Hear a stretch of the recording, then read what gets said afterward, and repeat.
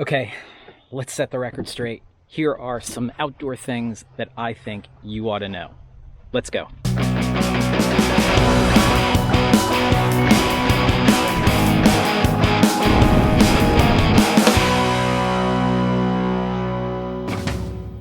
The first, and I think it's super important, is no one likes to look foolish in any situation, as well as the outdoors.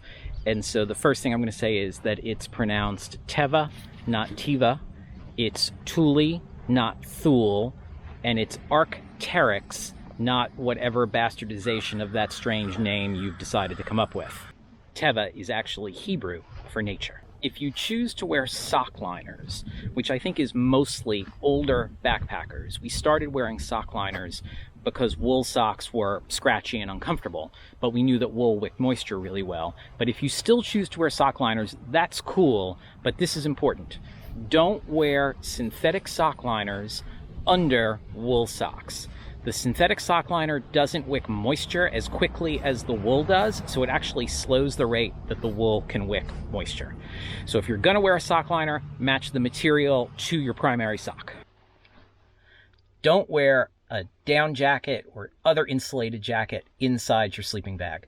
If you need to do that, there's something wrong. Either you're not wearing enough of a base layer, which your sleeping bag rating is based on you wearing a mid-weight base layer, a hat, a wool hat, not a hat like this, and wool socks or warm socks. If you need to add more layers than that, either your sleeping bag is not up to snuff for the temperature that you're in, or your sleeping pad, which is a great insulator, is not up to it underneath you as well. So if you have to wear lots of layers inside your sleeping bag's not doing anything. You're warming those insulation layers, not your sleeping bag. If you have to put a tarp over your tent in the rain, it's time for a new tarp. That means that your rain fly is no longer waterproof, but adding the tarp like that is really just going to be a conduit for condensation.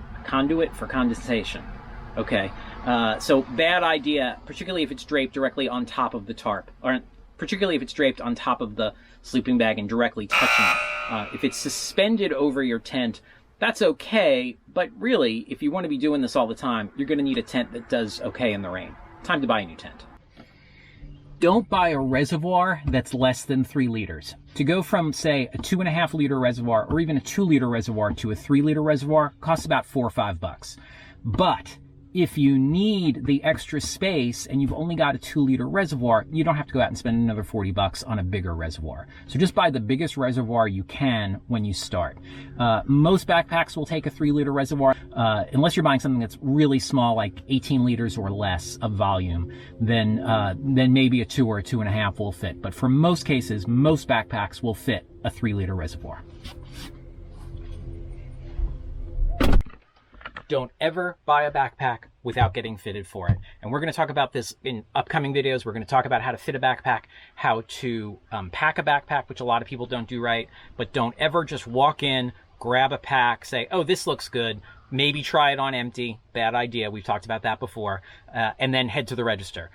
Invariably, you are grabbing a pack that's not the right size for you, small, medium, large, not the right volume for you, or it just doesn't fit you well. Not every backpack fits every person well. It's a lot like buying shoes. They all look good on the wall until you put them on, in backpack's case, with weight in them. You have no idea what they're going to feel like. You've got to try a backpack on with weight before you know it's the right pack for you. Okay, these are just a few things that I thought would help you sort of know what's going on in the outdoors without losing your mind or feeling stupid. So don't feel stupid. Listen to these things. I'll see you outside.